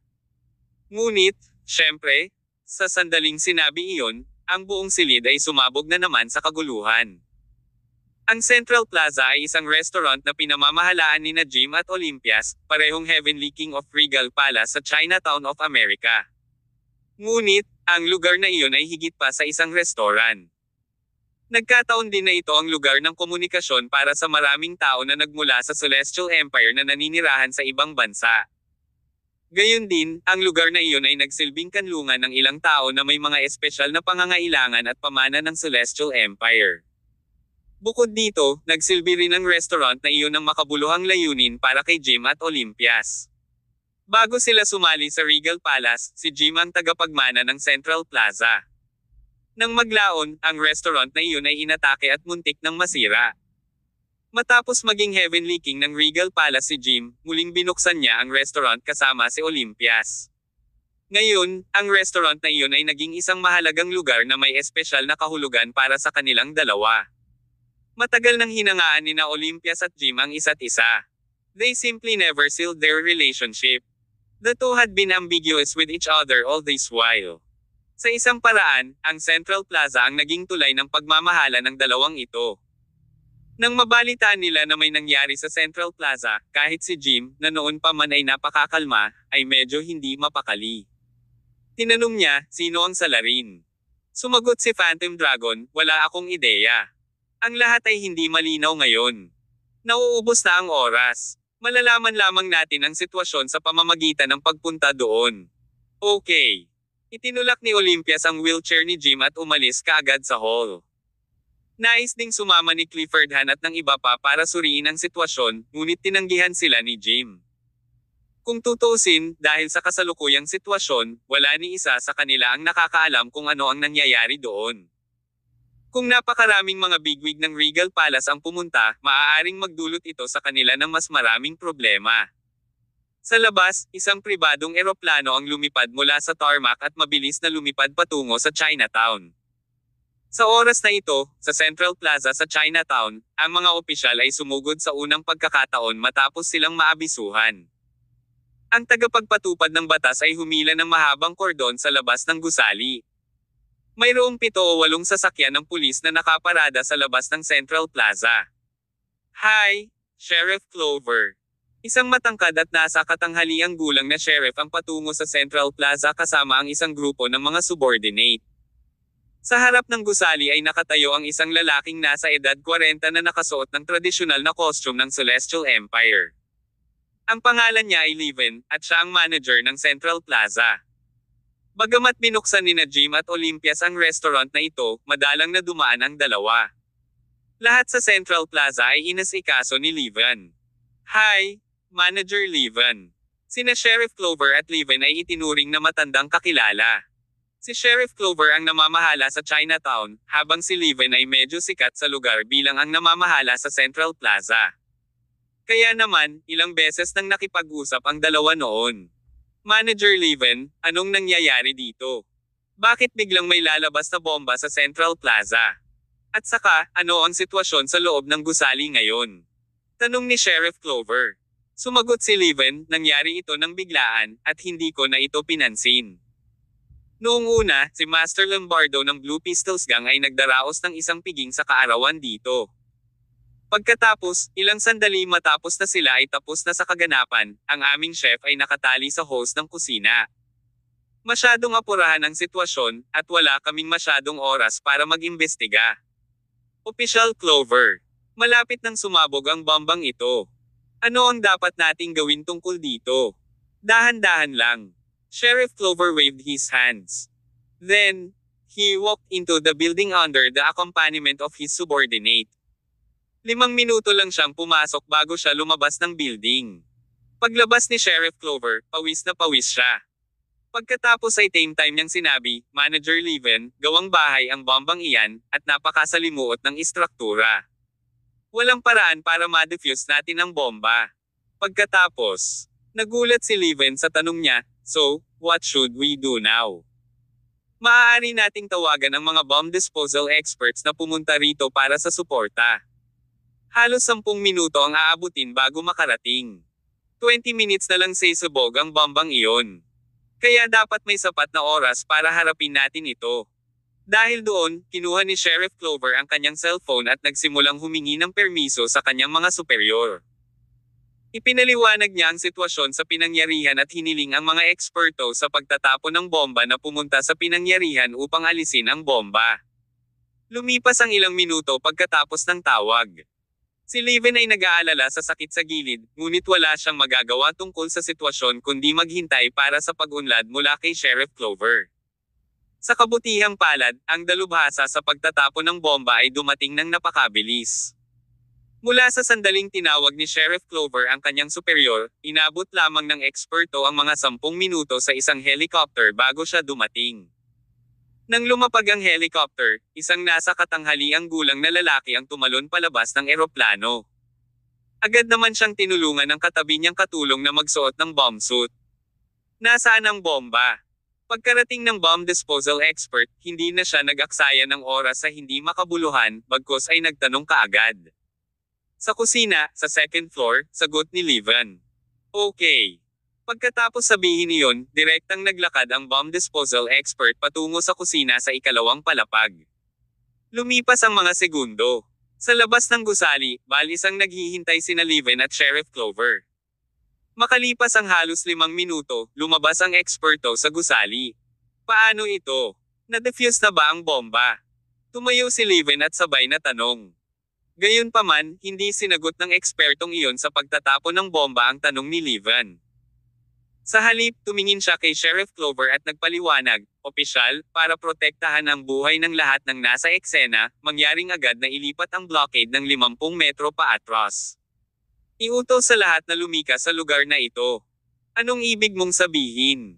Kapansin-pansing nagbago ang ekspresyon ng mukha ni Sheriff Clover. Laking gulat din ni Livan na nasa gilid. Sumagot ang eksperto sa pagtatapon ng bomba, "Napakakomplikado ng mga wiring ng bomba, at magiging malakas ang pagsabog. 5 minuto na lang ang natitira bago ito umalis. Hindi natin ma-defuse ang bomba sa loob ng 5 minuto. Kaya, maaari lang tayong sumuko." Kabanata 1589. Personal na pupunta sa Central Plaza. Give up. Sumabog ang utak ni Liver nang marinig ang pahayag na iyon. He retorted, "May mga empleyado pa tayo sa taas. Paano ka susuko? May oras pa. Paano ka susuko bago ang huling minuto? Ito ang tungkulin mo. Paano ka makakatakas sa labanan?" Sa katunayan, medyo nabalisa si Livan sa tandang ito. Kaya natural, medyo nakakasakit siya. Itinulak ng bomb disposal expert na iyon si Livan at ipinaliwanag sa kanya, "Nasabi ko na sa iyo, hindi ko kayang lansagin ang bombang iyon sa maikling panahon. Kung pinutol ko ang wire ng walang ingat, malamang na maging sanhi ng pagsabog ng bomba sa lugar. Manager Livan, ito ay isang bagay na maaaring magdulot sa akin ng aking buhay. I can't take that risk." Galit na sinaway siya ni Livan, "Trabaho mo ito. Kailangan mong i-defuse ang bomba. Paano mo mababaliwala ang buhay ng mga sibilyan sa loob ng gusali? Hinihiling mo pa sa lahat na lumikas ngayon. Tatayo ka lang ba at panoorin ang mga tauhan ko na pinasabog?" Sumagot ang eksperto sa pagtatapon ng bomba sa malalim na boses, "Ipapaliwanag ko sa iyo sa huling pagkakataon. Masyadong komplikado ang bombang iyon para harapin ko. Kung sa pilitin, ako ay lansagin mo, malalagay din sa panganib ang buhay ko. Sa kasong ito, maaari ko lamang piliin na sumuko. We must consider our safety first. If our safety cannot be guaranteed, then we can only choose to give up the mission." Naiintindihan mo ba? What's more, yung mga nakatali sa loob ng building ay hindi naman talaga natin mga mamamayan. So, hindi ako nagkasala na iligtas ang sarili kong buhay kapalit ng buhay nila. Ikaw. Galit na galit si Livan kaya namutla ang mukha niya. Sa oras na ito, sinimulan ni Sheriff Clover na tipunin ang kanyang mga tauhan upang mapaalis ang mga sibilyan sa malapit. Pagkatapos nito, maaari na lamang nilang hintayin ang pagsabog ng bomba. Maliban doon, wala na silang magagawa. Ano ang sitwasyon? Noon lang, nagpakita si Olympias White. Itinulak niya si Jim Zabanskay, na nasa wheelchair, habang papunta sila sa gusali. Agad namang lumapit ang isa sa mga tauhan ni Sheriff Clover para pigilan ang dalawa at sinabing, "Hoy, kayong dalawa. Malapit nang sumabog ang bomba sa loob ng Central Plaza. Mangyaring huwag pumasok sa danger zone." "Bakit?" Nilingga ni Olympias ang kanyang ulo upang titigan ng pulis at binigyan siya ng marahas na pagsaway. Natigilan ang opisyal na iyon, at malapit na siyang gumanti. Nagmamadaling lumapit si Sheriff Clover. Pinaalis niya ang opisyal na iyon habang pinapagalitan, "Bulag ka ba? Hindi mo ba kilala ang Western King at Northern King Regal Palace?" Dahil doon, ngumiti si Sheriff Clover kina Jim at Olympias at sinabing, "Ikinalulungkot ko, Western King at Northern King. Talagang ginawa namin ang aming makakaya. Tumigil ka na." Olympias glared sa Sheriff Clover. Dahil malapit na ang oras, ayaw niyang makipagdaldalan kay Sheriff Clover. Kaya't nilabag ng dalawa ang police tape at naglakad papunta kay Livan. Ang eksperto sa pagtatapon ng bomba ay umatras na sa likod ng linya ng kaligtasan. Ngunit, nakatayo pa rin sa danger zone si Livan at isang grupo ng mga empleyado ng Central Plaza. Wala silang balak na lumikas sa isang ligtas na lugar. Kung sakaling sumabog ang bombang iyon, plano nilang mamatay kasama ang kanilang mga kasamahan sa loob ng gusali. Miss White at Mr. Zabanskay. Nang makita nilang pumasok ang kanilang mga amo, nilapitan ni Livan ang dalawa sa unang pagkakataon at sinabing, "May 2 empleyado kaming nakatali sa tubo ng tubig sa loob ng kusina. Ang bomba ay inilagay sa kanila. Kailangang i-defuse ang bomba para mailigtas sila. Ngunit sinabi ng ekspertong iyon na ang bomba ay masyadong komplikado, at hindi niya gustong isugol ang kanyang buhay. Hindi na kailangang sisihin siya. Hindi ito Celestial Empire. Tinapik ni Olympias ang balikat ni Levin at itinuro, ikaw at ang iba pang empleyado ay dapat na umatras muna sa ligtas na lugar. Ipaubaya mo sa akin ang bombang iyan para ma-defuse. Nabanggit na noon na si Olympias ay isang dalubhasa sa mga armas. Kahit si Tyr Summers, Palace Master ng Regal Palace, ay hindi mahulaan kung ilang armas ang dala ng babaeng ito. Ngunit, sa parehong oras, alam niya ang ilan tungkol sa mga bomba. Halika dito. Isama mo si Old Zab. Binitawan ni Olympias ang wheelchair ni Jim. Pagkatapos niyang sabihin iyon, nagsimula siyang maglakad patungo sa Central Plaza. Nagulat naman si Levin at ang iba pa. Si Olympias ay isa sa 5 hari ng Regal Palace. Gayunpaman, gustong pumasok ng babaeng ito sa loob ng gusali upang personal na i-disarm ang bomba. Kung sakaling mabaygo siyang i-defuse ang bomba, masasabog siya. Kung nangyari ang ganoon, paano nila sasagutin ang Regal Palace? Ma'am, hindi niyo po dapat ginagawa ito. Nag-aalala si Levin. Hindi na lang pinansin ni Olympia si Levin. Kanina, gustong pilitin ng taong ito ang eksperto sa pagtatapon ng bomba na i-disarm ang bomba, at ngayon ay tumanggi siyang pasukin siya. Nasumpungan siya ni Olympias na kasuklam-suklam. Ito ay katulad ng inaangkin ni Olympias mula pa noong una. Dahil ang lupaing ito ay hindi pag-aari ng Celestial Empire, ang eksperto sa pagtatapon ng bomba ay may karapatang tumanggi na pumasok at isugol ang sarili niyang buhay. Pagkatapos ng lahat, mayroon bang sinuman sa mundong ito na hindi natatakot sa kamatayan? Kaninong buhay ang hindi mahalaga? Halos hindi na nakahakbang ang Olympias nang hawakan siya ni Jim. Tumingin siya pabalik kay Jim at malumanay na kumunat ang noo, Old Zab, kung maglakas loob kang pigilan ako sa pagpasok ngayon, mababa ang tingin ko sa iyo habang buhay. Hindi kita sinusubukang pigilan. Umiling si Jim at nagpaliwanag, I can't watch you go in alone. Kaya, sasama ako sa iyo. Hindi ito mangyayari. Agad namang tinanggihan ng Olympia si Jim. Sabi niya, hindi mo man lang naiintindihan ang istruktura ng bomba. Kaya walang kwenta ang pagsama mo sa akin. Kaya kung pumasok mag-isa, makakaabala ka lang kung makikipagtag ka. Napakamot ng ulo si Jim at sinabing, Olympias, nauubos na ang oras. Hindi mo dapat ako kinukumbinsi kung hindi man sa ganitong kritikal na oras. Alam mo na iyon, walang makakapagpabago sa desisyon na ginawa ko. Itong Central Plaza ay isang negosyo na sabay nating sinimulan. Ikaw ang amo, pero ako rin. Kung masisira ang Central Plaza ngayon, gusto ko pa ring makasama. Tsaka ang lugar na ito ay aking mga ugat. Biglang tumahimik si Olympias. Bagamat sinabi ni Jim na gusto niyang mabuhay at mamatay kasama ng Central Plaza, medyo malinaw siya sa kaibuturan. Ang tunay na intensyon ni Jim ay makasama siya sa hirap at ginhawa. Bagamat hindi nila opisyal na kinikilala ang kanilang relasyon, ang dalawa ay matagal nang nagmamahalan sa isa't isa. Dahil sa kaso, hindi kailanman maaaring tumayo si Jim at panoorin ang kanyang minamahal na harapin ang panganib ng mag-isa. Kahit na ang kanyang desisyon na pumasok sa gusali ay malamang na humantong sa kanyang kamatayan, gusto pa rin ni Jim na samahan si Olympias. Itulak mo lang ako.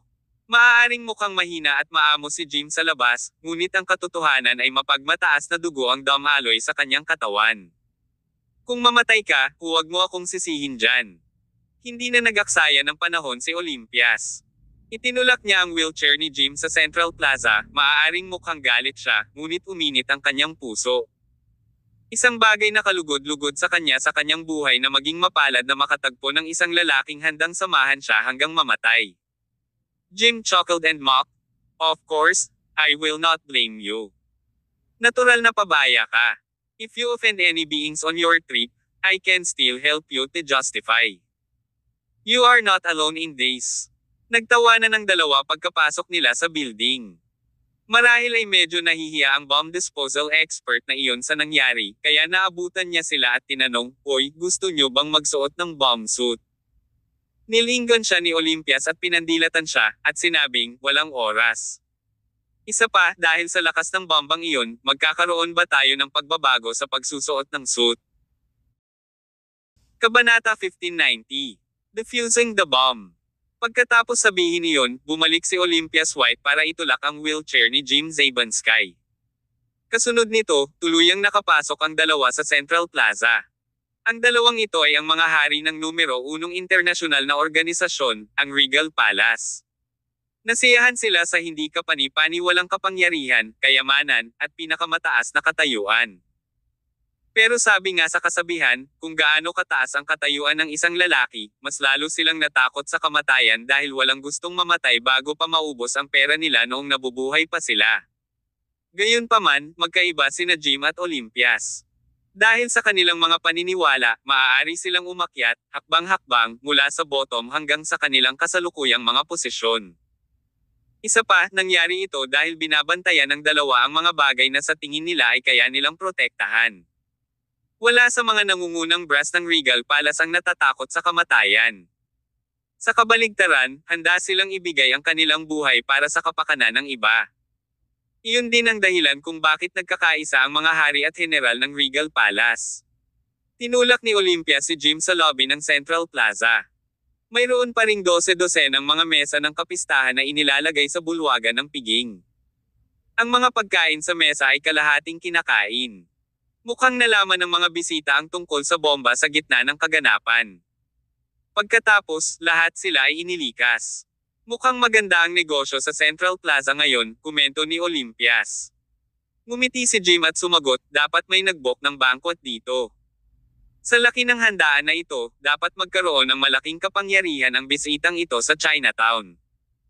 Itinukod ni Olympias ang kanyang baba gamit ang kanyang kamay at pinag-aralan, the Blue Pistols, the United Front, the Fang Association. It should be one of these organizations. Ngunit ang hindi ko maisip ay mayroon tayong mga patakaran para sa Central Plaza. Mahigpit nating ipinagbabawal ang sino man na magdala ng mga armas sa gusali. Sa tuwing may magdadala ng mga bagay na ito, ang metal na alarma na nakalagay sa pintuan ay agad natutunog. Kaya, paanong may magdadala ng bomba sa gusali baka sira ang alarma ng gusali? Nag-isip din sandali si Jim bago sinabing, sa tingin mo ba may nunal sa restaurant natin? Hahaha. Who knows? Biglang tumawa ng malakas ang Olympias, at sumunod naman si Jim. Ang dalawang ito ay magde-defuse ng bomba. Isa pa, ang bombang iyon ay ang uri ng bomba na kahit isang eksperto ay hindi sigurado kung kaya niyang i-defuse sa isang limitadong panahon. Sa makatuwid, malaki ang posibilidad na ito ay isang suicide mission. Gayunpaman, ang dalawang ito ay hindi nagpahayag ng anumang pahiwatig ng kaba at takot. Sa kabaligtaran, ang kapaligiran ay naging napakasaya. Pagdating ng dalawa sa pintuan ng kusina sa ikalawang palapag, biglang nagtanong si Jim, Olympias, kung makakalabas ba tayo dito ng buhay. Would you be with me? Ano ang sinabi mo? Biglang tanong ng Olympias. Sabi ko. Huminga ng malalim si Jim at sinabing, forget it. Wala akong sinabi. Tumigil ka. Itinaas ng Olympias ang kanyang middle finger na si Jim. Pagkatapos noon ay nagtungo ang dalawa sa kusina. Sa oras na ito, dalawang napakataba na chef ang nakatali sa isang napakalaking bakal na tubo sa sulok ng kusina. Ilang lubid at bomba ang ibinalot sa kanila. Sa oras na ito ang dalawang lalaking ito ay sobrang takot na sila ay himateyan. Nang makita nilang pumasok sina Olympias at Jim, ang dalawang naghihintay sa kanilang kamatayan ay tila nakakita muli ng pag-asa. Nagsimula silang igalaw ang kanilang mga ulo at gumawa ng mga hagulhol na tunog kina Olympias at Jim. Old Zab, panunuorin mo na lang ako mula dito. Binitawan ni Olympias ang wheelchair ni Jim at naglakad papunta sa dalawa. Una, niluwagan niya ang pagkakabalot sa bibig ng isa sa kanila. Agad na nagmakaawa ang chef na iyon, iligtas mo ako, Miss White. Iligtas mo ako, pakiusap. Chill, hindi kita hahayaang mamatay, sagot ni Olympias, pagkatapos ay sinimulan niyang pag-aralan ang mga bombang nakatali sa dalawa. May dalawang bomba. Ang bawat isa sa mga bomba ay nakakabit sa bawat chef. Ang dalawang bombang ito ay konektado sa isa't isa. Upang maging tumpak, sila ay ang parehong bomba. Ang countdown ay nagpahiwatig na may 2 minuto pa bago ang oras. Nang tingnan ng Olympias ang mga siksik na alambre sa bomba, naramdaman niya ang pagtusok ng kanyang anit. Nagmura siya, sa katunayan, ito ay medyo komplikado. Huminga ng malalim si Olympias at sinubukang pakalmayan ang sarili. Pagkatapos, nagsimula siyang kumalikot sa mga wire. Dalubhasa sa armas ang babaeng ito. Lumaki siya sa isang bansang may digmaan at kinuha ang lahat ng uri ng mga misyon upang mabuhay. Minsan, gumawa pa siya ng mga armas sa bansang nasalanta ng digmaan at nagpatakbo ng lahat ng uri ng negosyo ng armas kabilang ang paggawa ng mga bomba, na maaaring ituring na isa sa kanyang mga kasanayan. Ipagpalagay na ang dalawang bombang ito ay ang mga regular na bomba na binili ng legal, maaaring hindi niya ito mapag-aralan ng lubusan sa loob ng limitadong oras. Gayunpaman, siya ay tulad ng isang connoisseur para sa ganitong uri ng gawang bahay na bomba. Sa loob ng 1 minuto, lubusang naunawaan ni Olympias ang bomba. Ngunit, sa kasamaang palad, habang mas naiintindihan niya ito, mas lalo siyang nagulat. May pawalang na aparato sa bomba. Ungol ni Olympias. Kapag ang timer sa bomba ay nagbilang pababa sa 1 minuto, ang pawalang na aparato ay agad na na-activate. Nagsimulang manginig ang mga chef na nakatali sa tubo dahil sa sobrang kaba. Sa sandaling nagsimula silang manginig, ang bowl bakal sa loob ng pawalang na aparato ay gumagalaw ng hindi regular. Huwag kang gagalaw. Malapit nang sumabog ang ulo ng Olympias sa lugar. Sa halip, marahas niyang diniin ang isa sa mga chef na nasa harapan niya. Nang magsimulang manginig ang isa pang chef, ginamit niya ang kabilang kamay niya para hawakan siya. Olympias, anong nangyayari? Nang mapansin ni Jim na may kakaiba sa sitwasyon, agad siyang nagtanong. Ipinaliwanag ni Olympias, kapag ang countdown ay wala pang 1 minuto, ang pawalang na aparato ng bomba ay automatikong mag-a-activate. Ngunit ang dalawang taong ito ay patuloy na nanginginig. Maaari nilang matrigger ang bomba anumang oras. Guys, we are with you. Don't be afraid and stop shaking, okay? Walang magawang tiningnan ni Olympias ang dalawang chef na iyon at inaliw sila. Nagsimulang umiyak ang isa sa mga chef. Ngunit, pagkatapos, ipinagtapat niya, Miss White, ito. Hindi namin gustong manginig, ngunit hindi namin makontrol ang aming sarili. Hindi nakaimik si Olympias. Kaya lang, biglang pinitik ni Jim ang kanyang pulso. Pagkatapos, 2 gintong sinulid ang lumipad sa kanyang mga daliri at agad na binaril sa mga partikular na bahagi ng katawan ng mga chef. Kaagad, 2 pressure point ang tila nataman, at ang mga chef ay tumigil kaagad sa paggalaw. Matandang Zab, umabot ka pa sa paghampas at pagpatay sa kanila. Saway ni Olympias na may pagtataka habang lumilingon kay Jim. Pinandilatan ni Jim si Olympias at binatukan, anong klaseng timing ito? Paano mo pa nagawang magbiro? Hindi magtatagal ang sinaunang paraan na ito para maglagay ng pressure sa mga acupuncture point. Pastahan ka bilasan mo. Tumawa si Olympias at sarkastikong sinabi, may 40 segundo pa ang natitira. Kung hindi ka man lang makatagal ng 40 segundo, hindi ka na lalaki. Hindi alam ni Jim kung paano sasagutin ang kanyang biro. Matapos gamitin ni Jim ang gintong sinulid para kontrolin ang mga chef, tumutok si Olympias sa mga wire. Mukhang seryoso siya kapag nagtatrabaho siya. Wala sa bomba ang atensyon ni Jim. Sa halip, tinitigan niya mismo si Olympias nang hindi kumukurap. Ang babaeng ito ay karaniwang walang pakialam at palakaibigan, ngunit siya ay kaakit-akit kapag siya ay kalmado.